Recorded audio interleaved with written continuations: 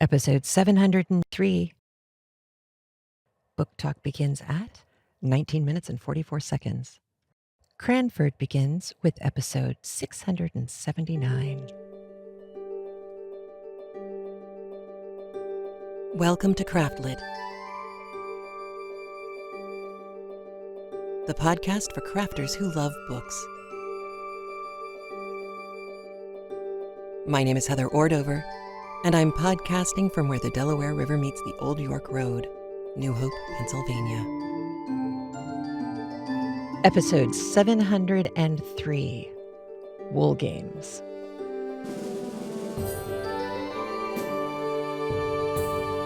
This week, we would like to highlight some of our patrons and channel members and premium subscribers over at CraftLit.com. Those names this week are Charlotte Dadswell, Amanda Brown, Lily Morris, Lynn Span-Bowditch, and Julie Kipp. Thank you so much for your support. We could not do this without you. Thank you. Well, hello, how are you? I'm actually pretty good today. Feeling like myself. Not gonna overdo it once I'm done recording, because that would be stupid, Heather. I have to smack my hand and make me behave and force me to not stay on the computer as soon as I'm done with this, which is going to be tricky. But be that as it may, I have lots of stuff for you today. First off, don't forget to send crafty videos of you, your hands doing crafty things, whether it is gardening. Honestly, a video of you washing the dishes would crack me up. I would love that. Just hands and dishes and hot soapy water. I know some of the things you do when you are listening to the episode because people have told me over the years. So yes, it doesn't have to be crafty. Like, I don't want to make you think it has to be a staggering work of heartbreaking genius. Whatever you're doing, if you can stick a camera on your hands, do it. Some of my crafty videos have not been my best work at all. I even did a video this last week of me doing prep for an episode, and it's just me in a chair writing down notes. That's it. That's all of it. Just the very exciting part of the podcasting process.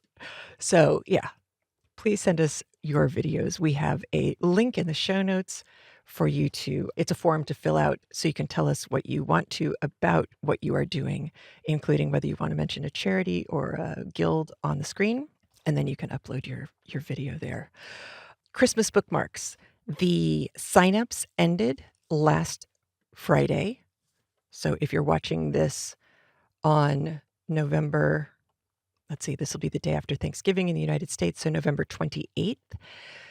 The bookmark signup closed on the 21st. However, if you've already made a bookmark, are in the process of already making a bookmark and realize you forgot, just email me, heather@craftlit.com, and we'll figure something out for you. Don't worry about it.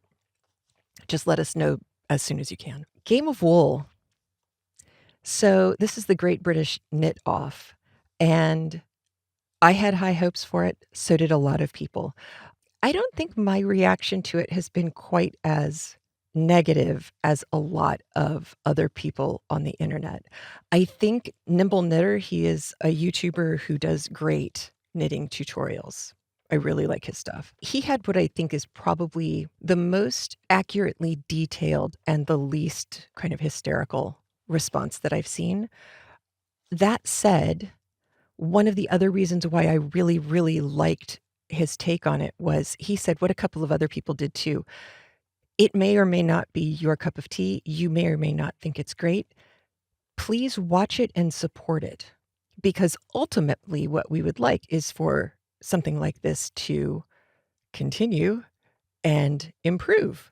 That would be great. But the other reason I don't think I had such a harsh response to it, and I've got a link to the first episode in the show notes for you, but I also have links to the review from Nimble Needles, but also a real Fair Isle knitter is interviewed in a video that was recorded right before Game of Wool started showing. And I also watched the video made by the guy who was the first person eliminated in the competition, Gordon. He is a lovely, charming man and a really good knitter. He is not bitter. He had his frustrations, but he is not bitter, angry, upset, unhappy. I think a lot of people are upset for him. People who know something about knitting are upset for him, and if you watch episode 1, you will know what I'm talking about. But his response is lovely, and he has a follow-up video, a second follow-up video it'll be fed to you by the algorithm right after. He is educationally minded. He wants to explain, and he does a nice job of explaining what he was trying to accomplish, why he was trying to accomplish it, and goes on to actually explain how these things are done. He has some marvelous examples of his own knitting in these 2 videos, and it's lovely. Certainly on the show, we didn't see, except for 2 people, which Nimble Knitter talks about, any examples of really spectacular knitting on the contestants, which is, it's too bad.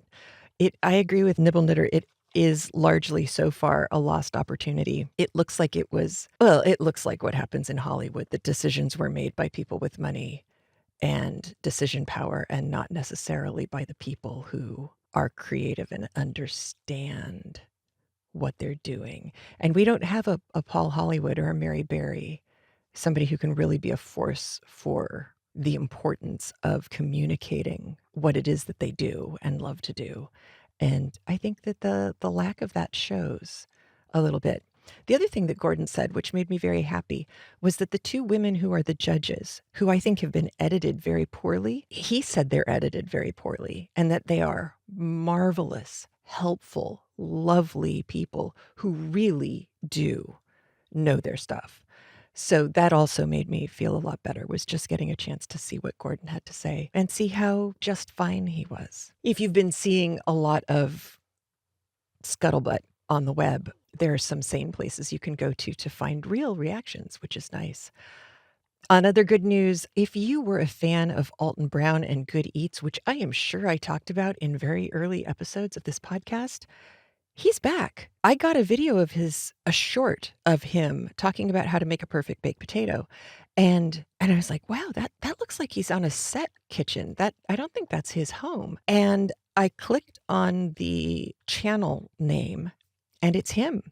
And he's back. It's episode 1 of Alton Brown Cooks Food.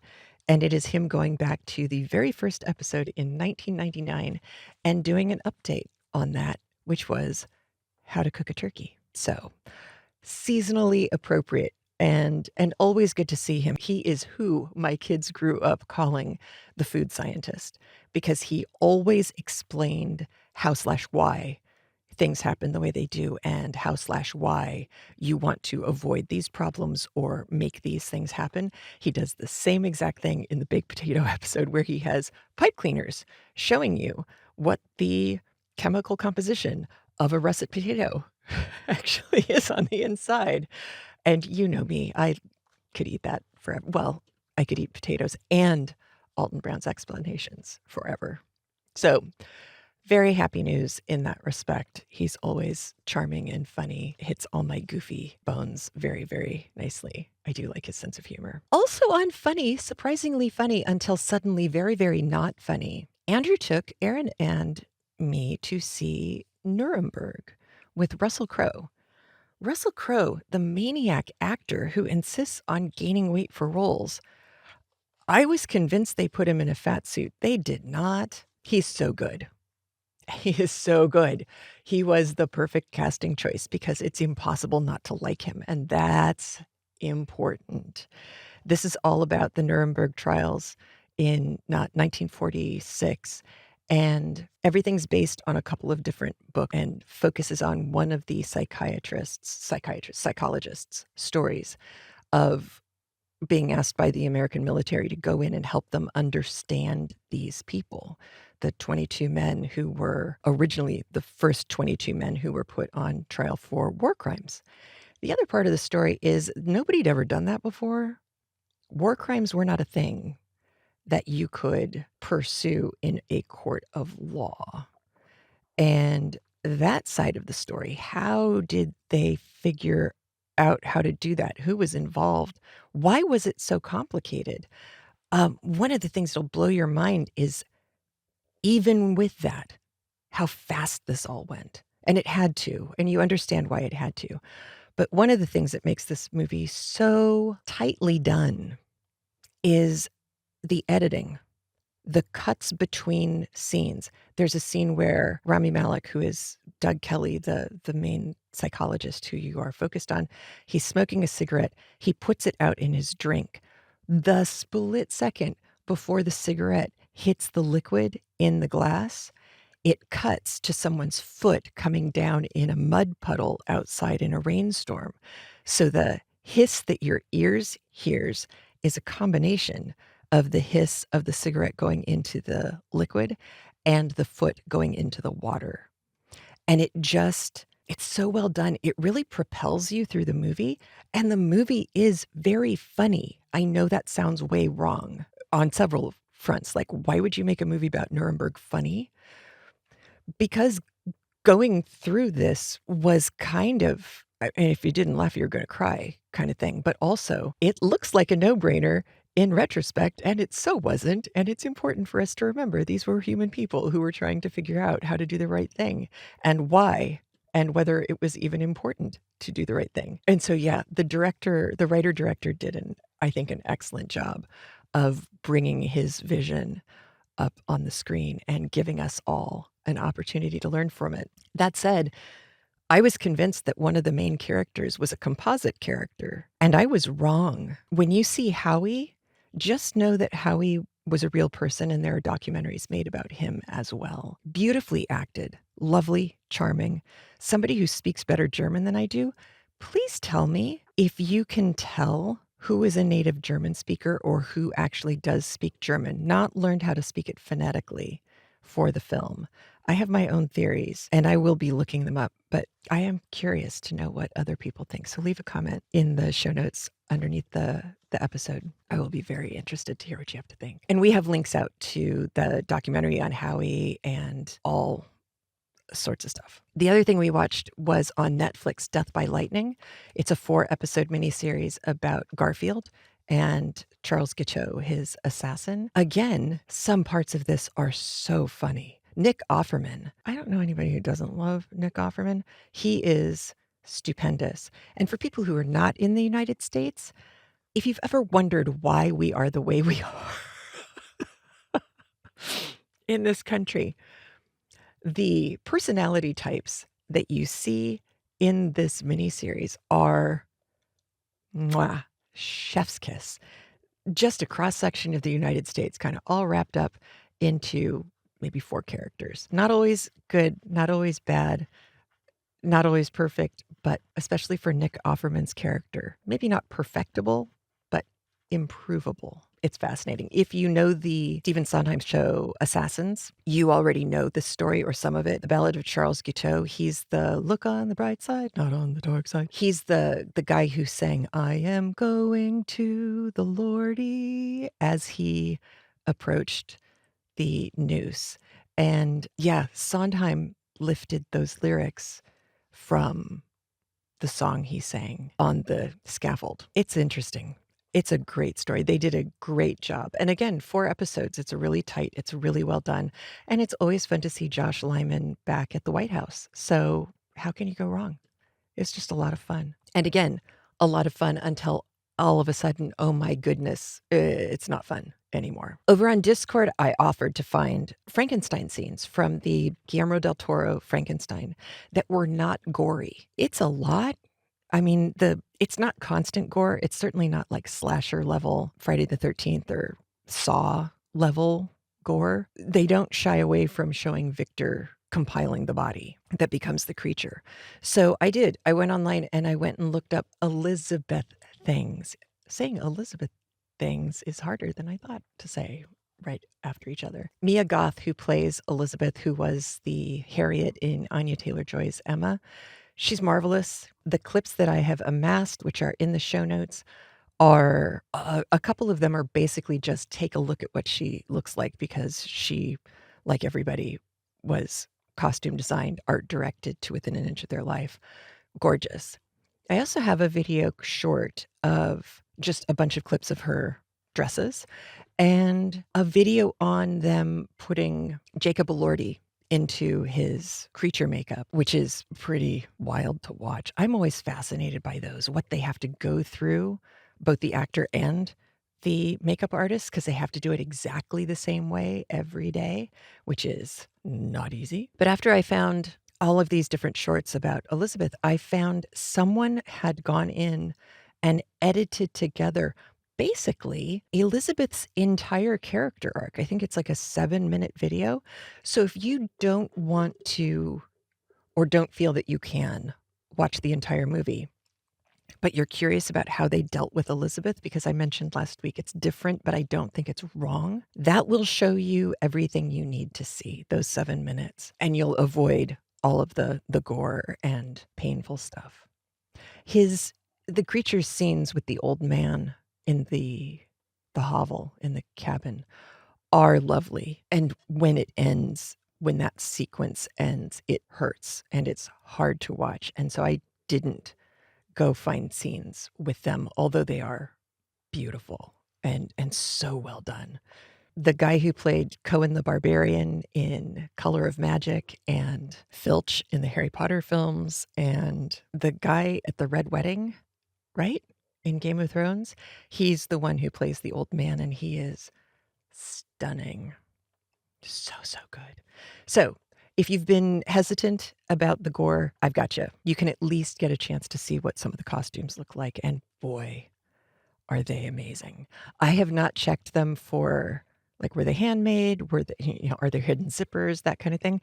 I haven't gotten into any of that. I just looked at them and went, ooh, pretty. So that's all you're going to get from me on this one. It's just really pretty. I did put up last week my caveat emptor, my buyer beware Substack post. It has everything. I am going to do a secondary version of it where I break it down so that the chunks are separate posts.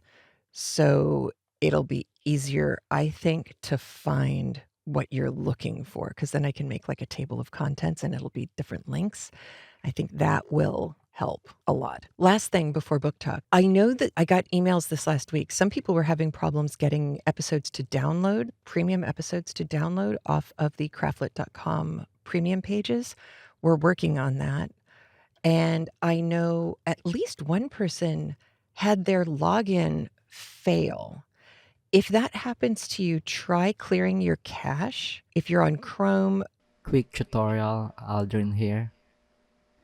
Go to the three-dot menu, Settings, Privacy and Security, and then you go delete browsing data. You can check all of them, but I choose only the cache image and files. That's it. Enjoy. the easiest way to do it is on a Mac, Command-Shift-R, or hold the Shift key down and click the refresh arrow swirly thing. I think on a PC you can hold Shift down and click refresh, or I think it's Shift F5 on a PC, or Command F5 on a PC, or Control F5. I'm not sure. I'll look it up. I'll put it in the show notes. But that may help. The other thing to test before contacting me and having me dig into it is try it on a different device, because that's what we learned troubleshooting this last weekend. That solved one part of the problem. The other part of the problem still being, yeah, but why did it fail in the first place? And I'm still digging into that. If you are having problems signing in, please email heather@craftlit.com. And in the subject line, this would help for everything. Put something like in all caps so that I can tell it from the spam of people just sending in saying, hey, I've got this new bridge in Brooklyn that I'd love to sell you. Put in all caps tech support or login problem or something like that. It'll make it easier for us to find your email quickly in the sludge that comes with all email addresses these days. All right, book talk. So, first off, a sad thing. If you know somebody in the UK or somebody who was born in the UK who has a real British accent who can also pronounce French words. If you have someone in your life like that who would be interested in reading an audiobook for us, please have them write to me or hook me up with them on Discord or something. We've lost our reader for Lady Ludlow. I can't stand listening to it. The LibriVox version. I just can't do that to you. So in the gap, while we either find somebody to read My Lady Ludlow for us or something else, I will be going back to Pride and Prejudice. And I will get the first, I don't know, 10 chapters, something like that. We'll start releasing those on Jane Austen's 250th anniversary of her birthday. And we'll keep going with that. And I'll just try and churn those suckers out so that you've got something kind of new to listen to until either we find a Mighty Lady Ludlow reader or I figure out what I want to do for the next book. I have had many books where I was like, yes, that's it. That's what I'm going to do. And then a week and a half later, no, that is not what I want to live with for the next 6 months or 8 months. So I'm still working on it. If you have books that you are dying for me to do, I'm trying to stick with light. Like one of the books I was thinking about is Moll Flanders. I will confess that to you. It's very funny. It's bawdy. It's unexpected. I'm not sure how it would land in today's world right now. So there's that. There were a couple of other books that I won't go into, but if you do have ideas, please email heather@craftlit.com and do all caps like book suggestion or next book, and I'll know what you're emailing me about, and I'll be able to organize your email in my life and maybe find some.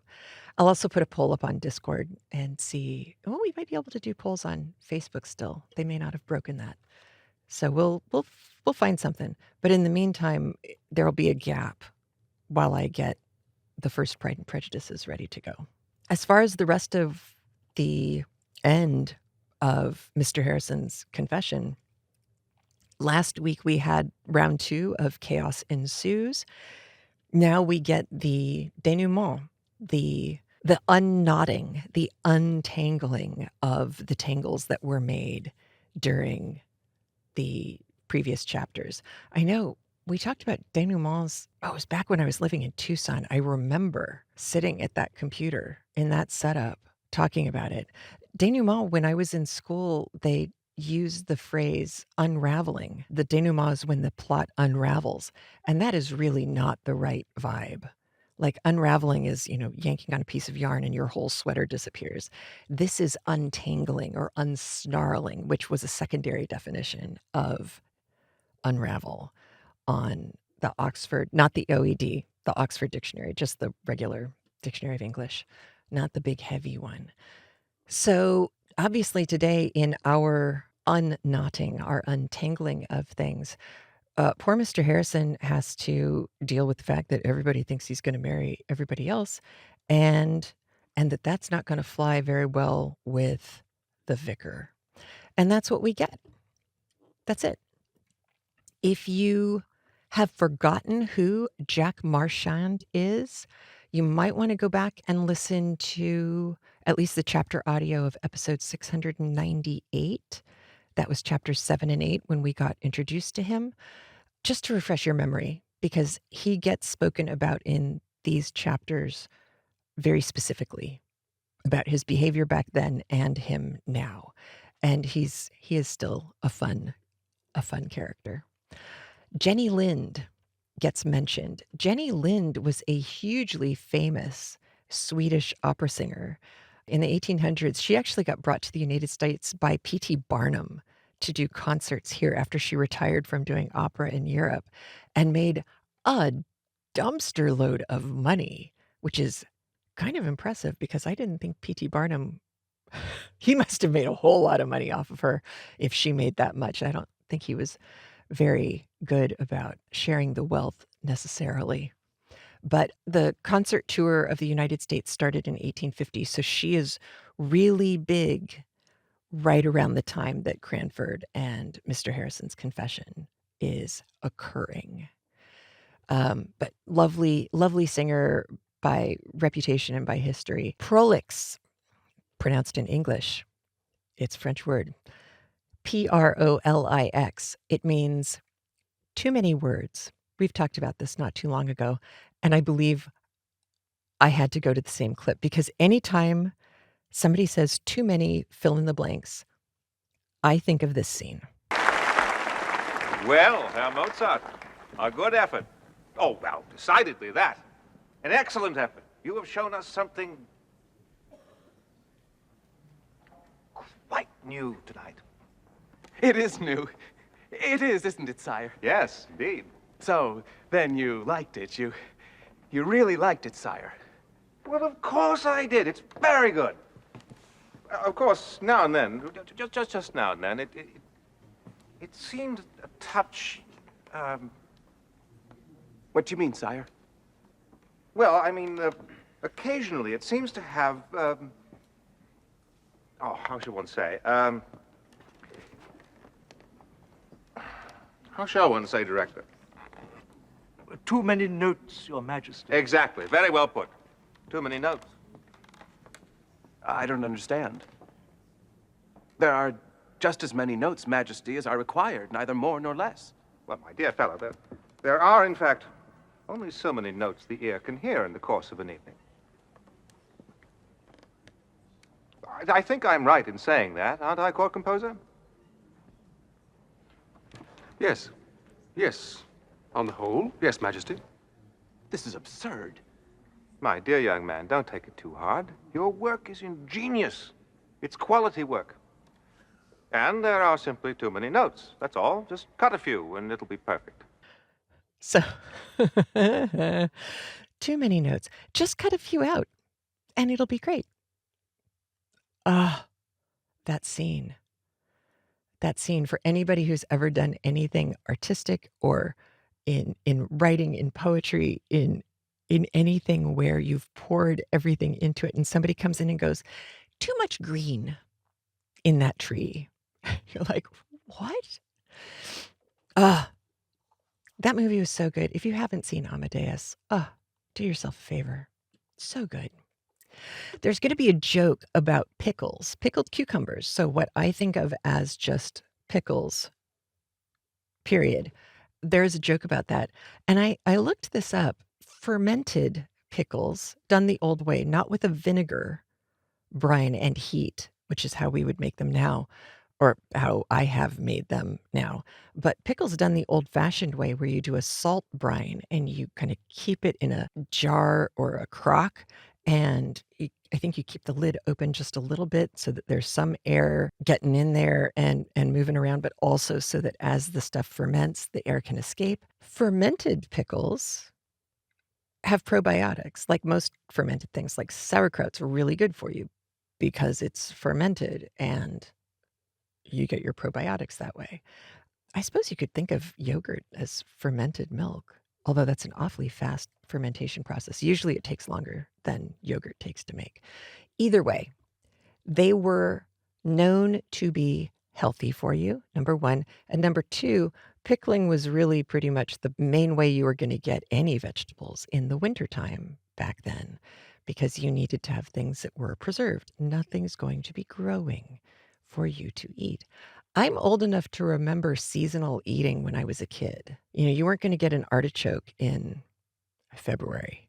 You weren't going to get a zucchini in February unless it was a hothouse zucchini and you paid through the nose for it. So this is back in them days. And that is it. That's all the weird stuff that got mentioned in today's very funny and happy chapters 25 through 31 of Mr. Harrison's Confession by Elizabeth Gaskell. Read for us today by Noel Badrian. All right, here we go.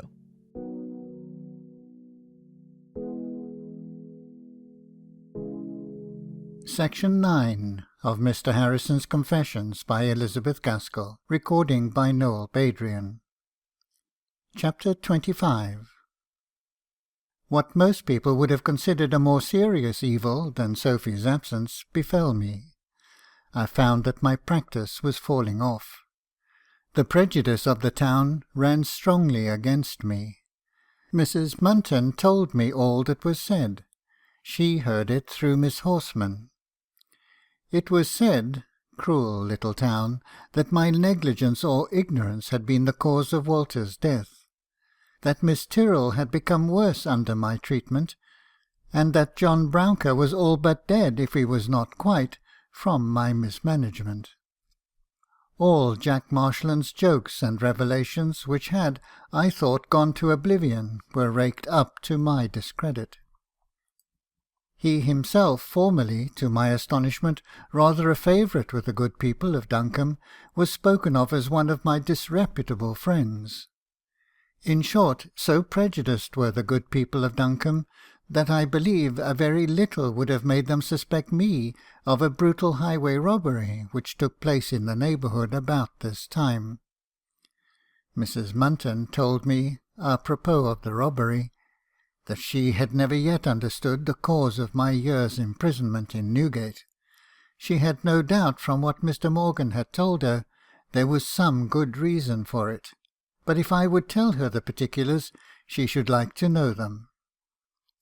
Miss Tomkinson sent for Mr. White from Chesterton to see Miss Caroline, and as he was coming over, all our old patients seemed to take advantage of it, and sent for him too. But the worst of all was the vicar's manner to me.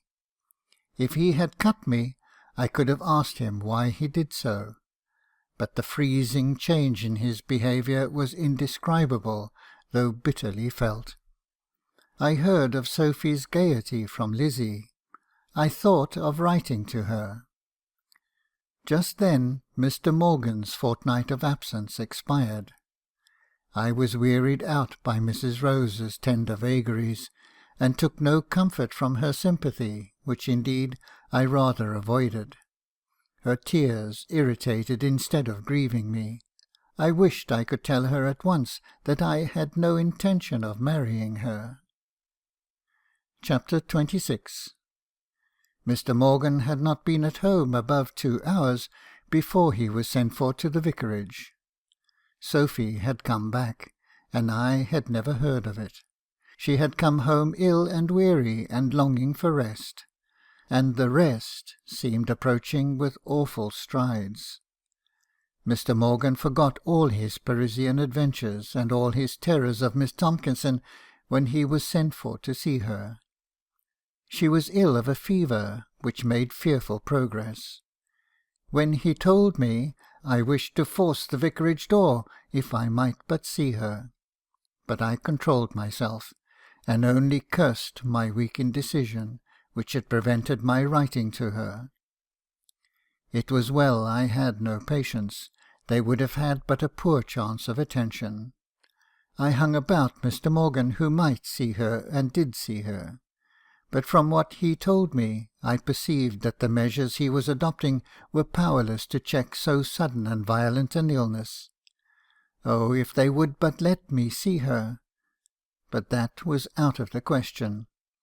It was not merely that the vicar had heard of my character as a gay Lothario, but that doubts had been thrown out of my medical skill. The accounts grew worse. Suddenly my resolution was taken. Mr. Morgan's very regard for Sophie made him more than usually timid in his practice. I had my horse saddled and galloped to Chesterton. I took the express train to town. I went to see Dr. A. I told him every particular of the case. He listened, but shook his head. He wrote down a prescription, and recommended a new preparation, not yet in full use. A preparation of a poison, in fact. "It may save her," said he. "It is a chance in such a state of things as you describe. It must be given on the 5th day, if the pulse will bear it. Crabbe makes up the preparation most skilfully. Let me hear from you, I beg." I went to Crabbe's. I begged to make it up myself, but my hands trembled, so that I could not weigh the quantities. I asked the young man to do it for me. I went without touching food to the station, with my medicine and my prescription in my pocket. Back we flew through the country. I sprang on Bay Malden, which my groom had in waiting, and galloped across the country to Duncombe. But I drew bridle when I came to the top of the hill above the old hall, from which we catch the first glimpse of the town, for I thought within myself that she might be dead, and I dreaded to come near certainty. The hawthorns were out in the woods, the young lambs were in the meadows, the song of the thrushes filled the air, but it only made the thought the more terrible. What if in this world of hope and life she lies dead? I heard the church bells soft and clear. I sickened to listen. Was it the passing bell? No, it was ringing 8 o'clock. I put spurs to my horse, downhill as it was. We dashed into the town. I turned him saddle and bridle into the stable yard, and went off to Mr. Morgan's. "Is she?" said I. "How is she?" "Very ill, my poor fellow. I see how it is with you. She may live, but I fear. My dear sir, I am very much afraid." I told him of my journey and consultation with Dr. A., and showed him the prescription. His hands trembled as he put on his spectacles to read it. "This is a very dangerous medicine, sir," said he, with his finger under the name of the poison. "It is a new preparation," said I. "Dr. A. relies much upon it." "I dare not administer it," he replied. "I have never tried it. It must be very powerful. I dare not play tricks in this case." I believe I stamped with impatience, but it was all of no use. My journey had been in vain. The more I urged the imminent danger of the case requiring some powerful remedy, the more nervous he became. I told him I would throw up the partnership. I threatened him with that, though in fact it was only what I felt I ought to do, and had resolved upon before Sophy's illness, as I had lost the confidence of his patients. He only said, "I cannot help it, sir. I shall regret it for your father's sake, but I must do my duty.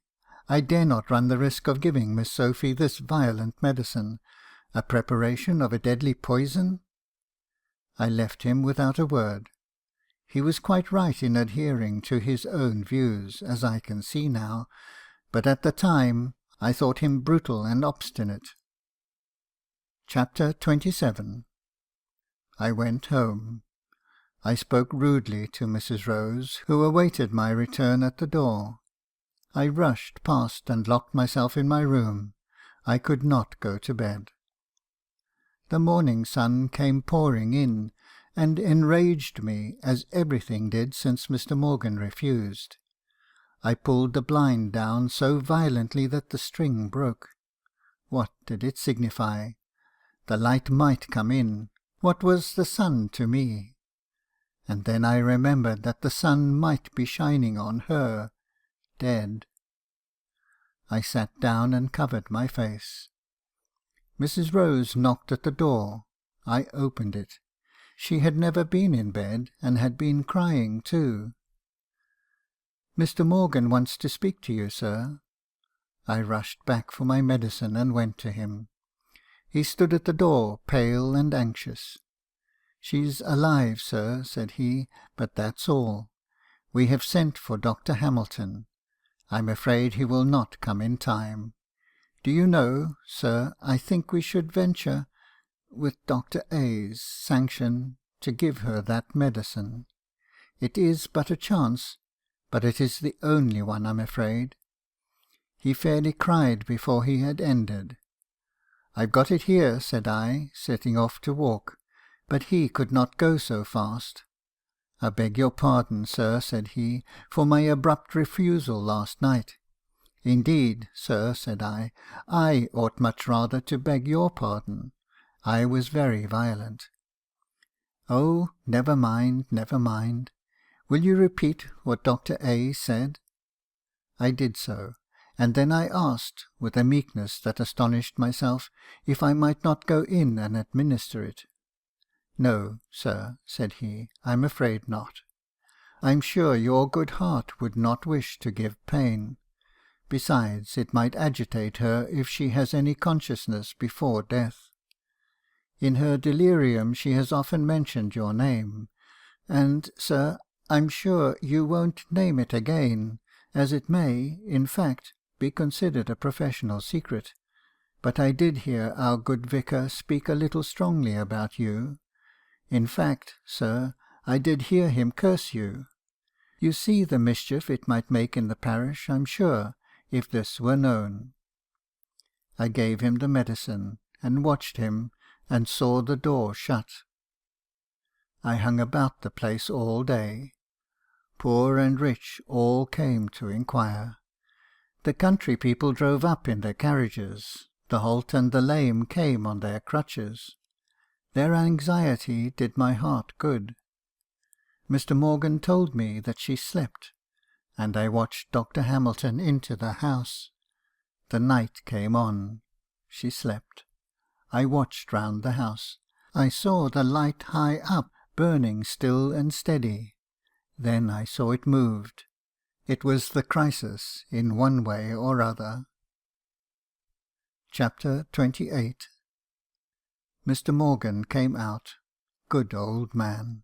The tears were running down his cheeks. He could not speak, but kept shaking my hands.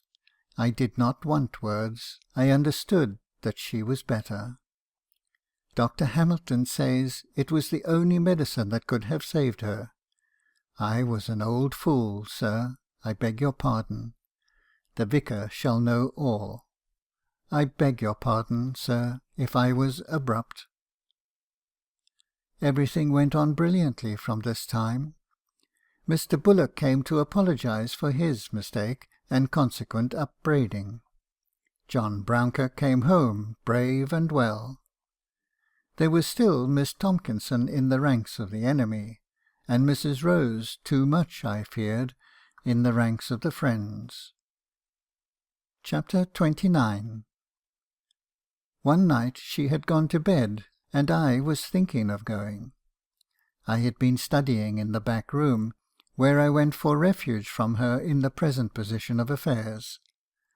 I read a good number of surgical books about this time, and also Vanity Fair, when I heard a loud continued knocking at the door, enough to waken the whole street.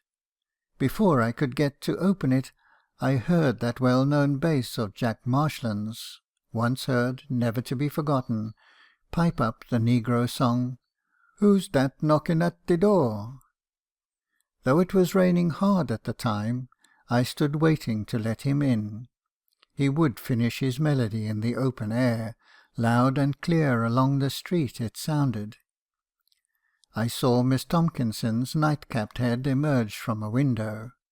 She called out, "Police! Police!"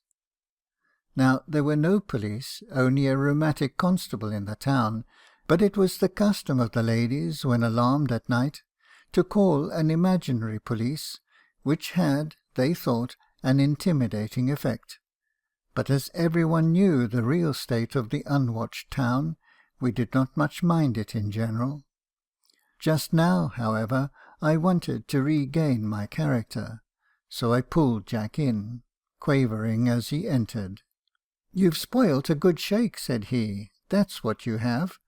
I'm nearly up to Jenny Lind, and you see I'm a Nightingale, like her." We sat up late, and I don't know how it was, but I told him all my matrimonial misadventures. "I thought I could imitate your hand pretty well," said he. My word, it was a flaming valentine. No wonder she thought you loved her. So, that was your doing, was it? Now I'll tell you what you shall do to make up for it.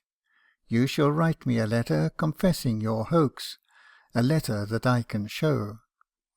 Give me a pen and paper, my boy, you shall dictate.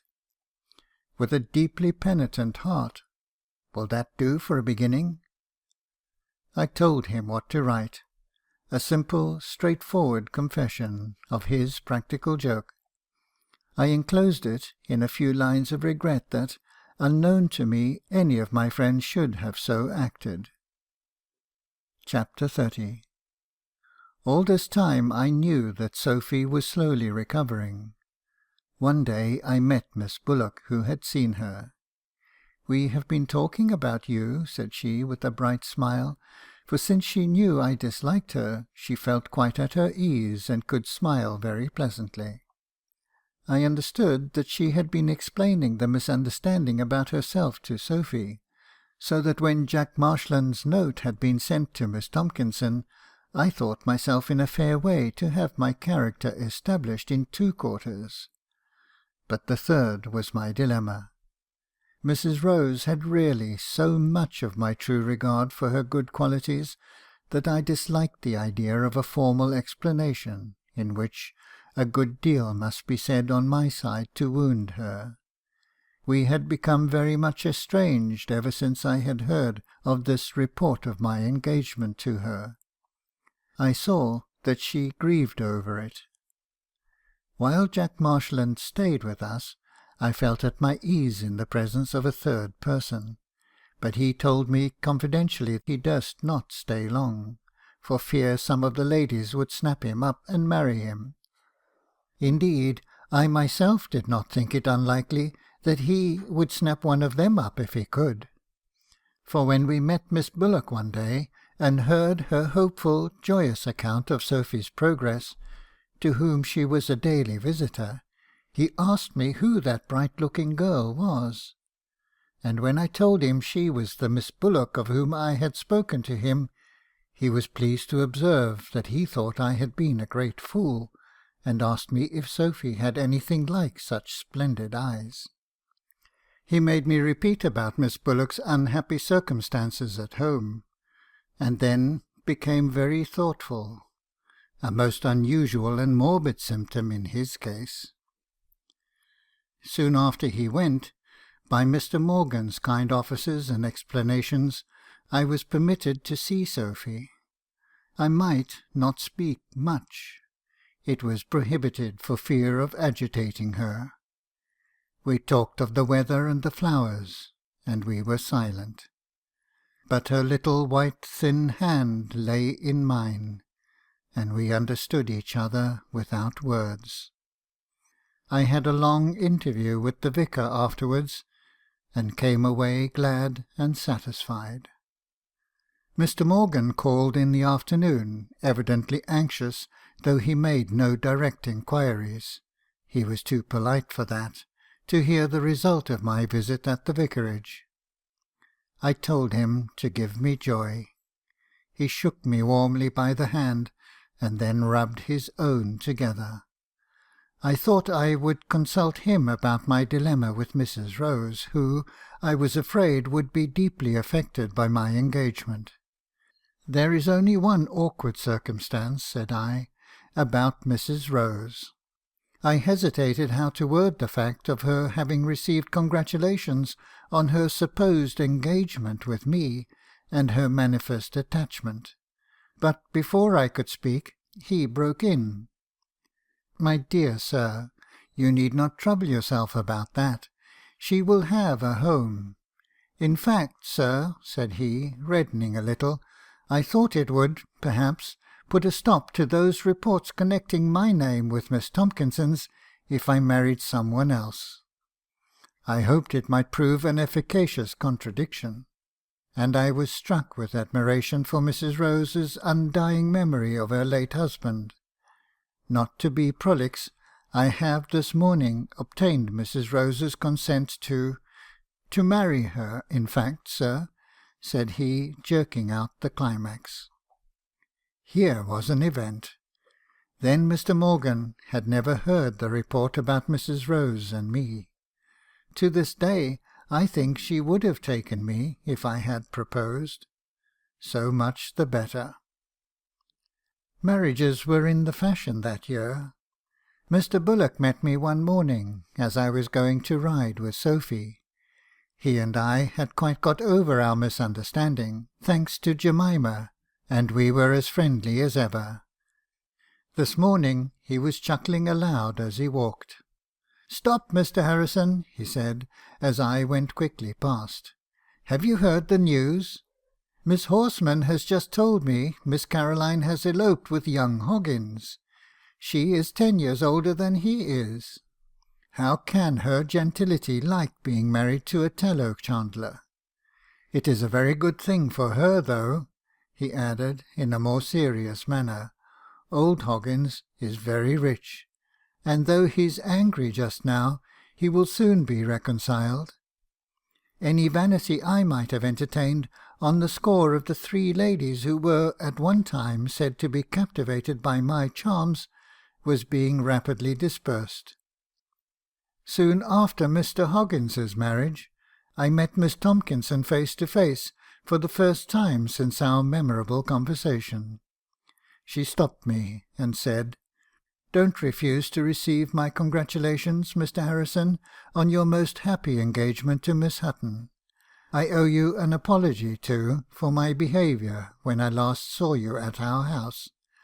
I really did think Caroline was attached to you then, and it irritated me, I confess, in a very wrong and unjustifiable way.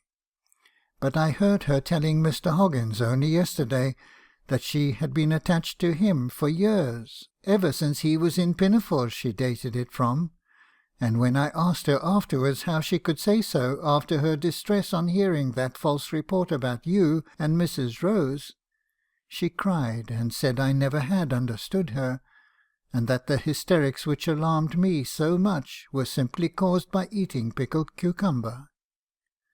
I am very sorry for my stupidity and improper way of speaking, but I hope we are friends now, Mr. Harrison, for I should wish to be liked by Sophie's husband.' Good Miss Tomkinson, to believe the substitution of indigestion for disappointed affection. I shook her warmly by the hand, and we have been all right ever since. I think I told you she is the baby's godmother. Chapter 31. I had some difficulty in persuading Jack Marshland to be groomsman, but when he heard all the arrangements he came. Miss Bullock was bridesmaid. He liked us all so well that he came again at Christmas, and was far better behaved than he had been the year before. He won golden opinions indeed. Miss Tomkinson said he was a reformed young man. We dined all together at Mr. Morgan's. The vicar wanted us to go there, but from what Sophie told me, Helen was not confident of the mincemeat, and rather dreaded so large a party. We had a jolly day of it. Mrs. Morgan was as kind and motherly as ever. Miss Horseman certainly did set out a story that the vicar was thinking of Miss Tomkinson for his second, or else I think we had no other report circulated in consequence of our happy, merry Christmas Day. And it is a wonder, considering how Jack Marshland went on with Jemima. Here's Sophie come back from putting baby to bed, and Charles wakened up. End of section 9, and end of Mr. Harrison's Confessions by Elizabeth Gaskell.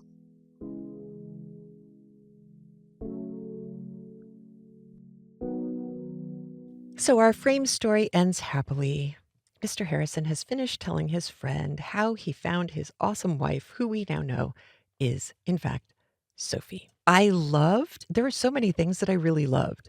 One, we know that Elizabeth Gaskell had the brother-in-law who was a doctor, so once again we're relying on Mr. Harrison's knowledge of newfangled medicine, and specifically medicines, not surgeries, medicines that you could take to help someone recover from a particularly bad illness.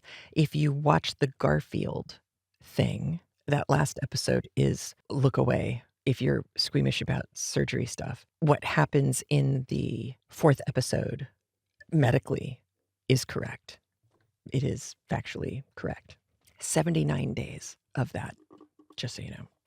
So I loved that everyone in town was classy enough to apologize to Mr. Harrison for, jumping to conclusions and not giving him the benefit of the doubt and not paying attention. Like Mr. Bullock in particular apologizes for not having listened to Mr. Harrison or his daughter.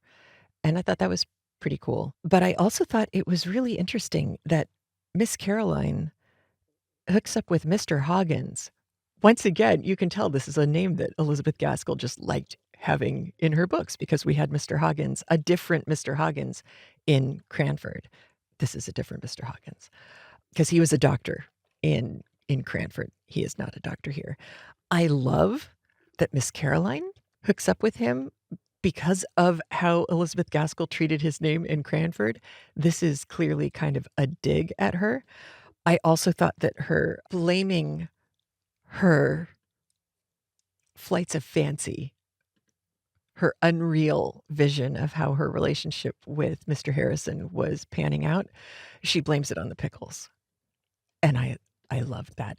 And it did strike me. I mean, we know that in the Crucible, in the Salem thing, there is the theory that the madness that was experienced by all of those girls came on because of, was it a fungus or something was going on? Was it with the wheat?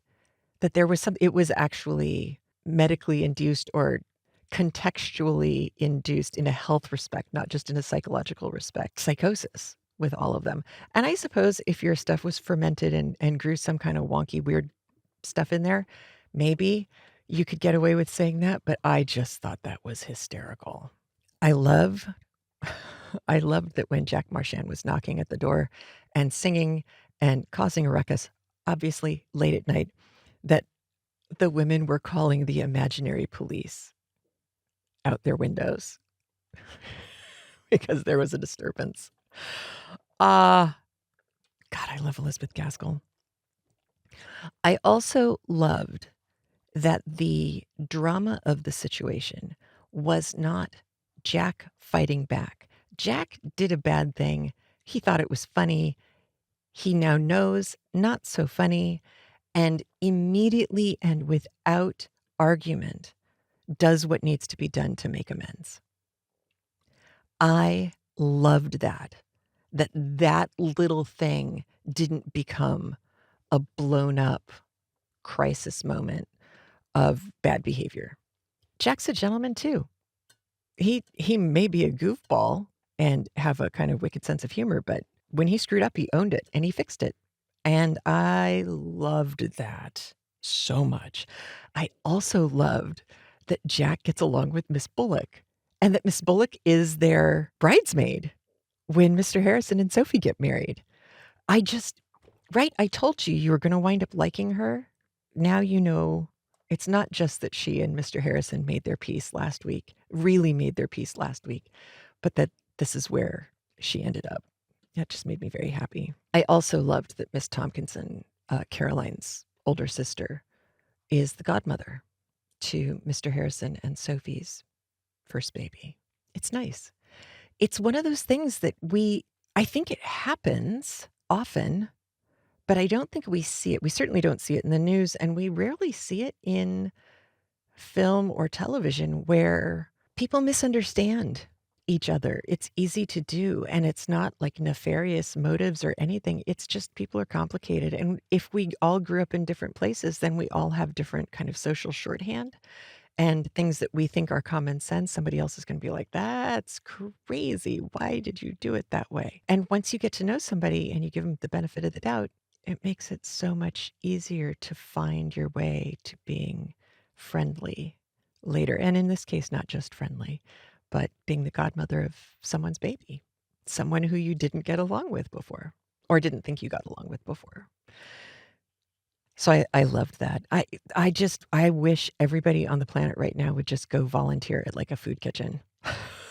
Just go meet some people on both sides of the table, both the people doing the scooping and the serving and the people doing the receiving and the kneading.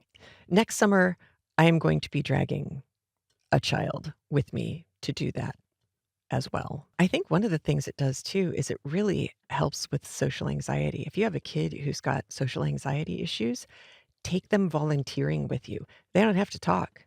They just hand over a sandwich. But boy, that'll help. Or volunteer at a pet shelter. You don't have to talk to the animals. They don't care. But you get to meet the people who also care about the animals. It's something that's been banging around in my head for a while. So that's the end of Mr. Harrison's Confessions. So I will, like I said, if we can find a My Lady Ludlow reader, as soon as we can get that read and recorded, I will upload that and you will hear it. In the meantime, while we're still looking for somebody to read for us, I will be doing my redo of Pride and Prejudice, and that'll take a while. I mean, it took a while in the first time, and it's going to take a while now too, because Moby Dick is still going on. Don't forget to send crafty videos. And we watched Random Harvest, the movie, for our book party in November. We did that a week early because of Thanksgiving. We're going to do the book party in December a week early because of Christmas. Random Harvest, if you haven't read it or watched the film before, is fascinating, partially because it was written, or at least published, in 1942. So it's written after World War I, about World War I vets during World War II, when nobody knew if we were going to win World War II. And in fact, at the point that he was writing at, it probably didn't look so good. I don't think the Blitz had started yet, but it had been going on for a minute. So Random Harvest is fascinating if you like looking at book-movie comparisons. Book and movie, same basic story, approached completely differently. It is fascinating to see how they had to change the book to turn it into a movie. And we were talking about it on movie night. We agree. They made the right decisions, but it's so different. And it does not read like a modern book, not in a creaky old way, like you're reading something from 1590, but just the book was not written cinemagraphically. It wasn't written to be a movie like so many books today seem to be. So it was interesting. For our December book party, this is for the Mina Harker tier. We are reading Lamb, the Gospel According to Biff, Christ's Childhood Pal. If you are going to read the book with us and come to the book party, I highly recommend watching a video interview that I found. It just came out, and it was produced by a friend of mine and Andrew's from UCLA, Lisa Lindo. She produced it. She works with the guy who is the host. This was the first episode, and it is an hour-plus conversation with Christopher Moore, the author of Lamb and Pocket, or Fool, which is the story of King Lear's fool, who is named Pocket, Bloodsucking Fiends, Dirty Job. Some of his titles are hysterical, but the one that came out most recently that, boy, if I had a chance to talk to him, I would be asking him about, is Anima Rising. And that's the story I've mentioned a couple times before about Gustav Klimt and Egon Schiele and Carl Jung and Freud and all of Vienna at the time, and also The Bride of Frankenstein. And she is, what a character. He writes really interesting women. And that is also true in Lamb. Even though it's going to be a story of Biff and Josh, for the most part, Mary is there, and Mary is an interesting character. Getting a chance to listen to Christopher Moore, he does get asked about the writing of Lamb specifically, and it is fascinating what he has to say, because I was hoping that was what he was going to say. So he lived up to my dreams of how he approached writing that book. And yeah, it's good. I hope you can join us. If I can get it, I will show It's a Wonderful Life as a free movie December 4th? I think it's December 4th. That would be the first Thursday in December. So if I can get it, you will see updates surrounding that. There will be updates and information coming out right around the same time about our move to Supercast, so that Supercast will be a Patreon alternative, an app, a CraftLit app alternative. Supercast has an app that is coming out in January, so we're right on the cusp of that coming out, which will make everything even that much more easy for you. But I think you will find them much easier in general because you will be able to listen to Supercast episodes, premium CraftLit episodes that are sent out by Supercast. You will be able to take the RSS feed code that you get, unique to you, and you will be able to put it into any podcatcher that you use. I use Shifty Jelly Pocket Cast. The very first thing you can do is paste an RSS feed URL into the search bar, and it'll serve you up that podcast and all of those episodes. It's going to make things so much easier. I know it's like, great, one more option, one more way to do this. God willing, this will be the last big change we have to make. If you are devoted to Patreon, congratulations. I am not. I don't like their user interface. I don't like the user experience. I don't like the creator experience. It's very cumbersome and difficult to navigate on the back end as well, I think, as on the front end. So everybody who's on Patreon, you are going to be getting an invitation to seamlessly move over. You'll have to create an account on Supercast, but that's not just good for CraftLit. Anything that you have a premium subscription to, you can do through Supercast. I think that's the way it works. Anyway, you will be invited to move over to Supercast.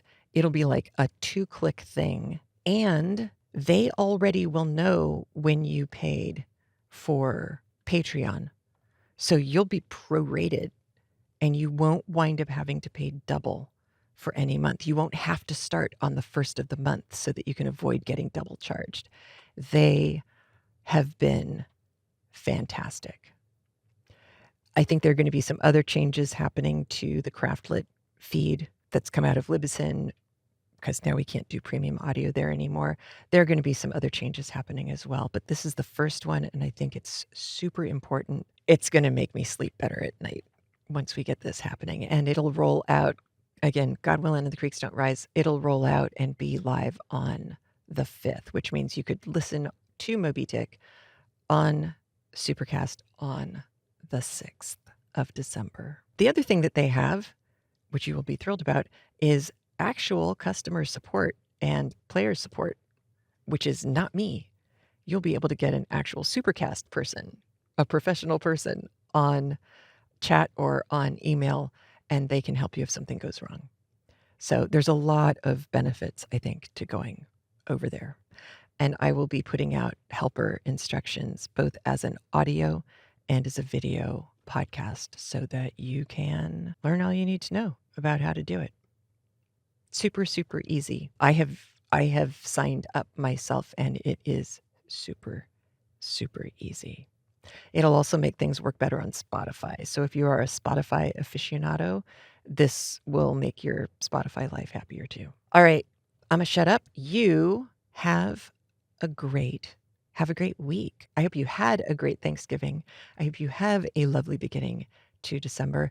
And like I said, if I can get It's a Wonderful Life downloaded and on my computer, we will watch that on December 4th for free over on Discord. And if you have any questions about getting on Discord, you can email heather@craftlit.com or check your emails for our newsletter. If you're signed up for your newsletter, you should be able to get to the Discord link there as well. All right. Take care. Have a great one. I'll talk to you soon. Bye. You can find show notes for this episode and links to other episodes at craftlit.com. CraftLit also appears anywhere you can get a podcast: iTunes, Spotify, iHeartRadio, and on, including its own dedicated app. There are lots of ways to support CraftLit, from patreon.com/craftlit to craftlit.com memberships and channel memberships on YouTube. You can find out more details at craftlit.com/premium. And as always, thank you for your support. And remember, if your hands are too busy to pick up a book, at least you can turn one on.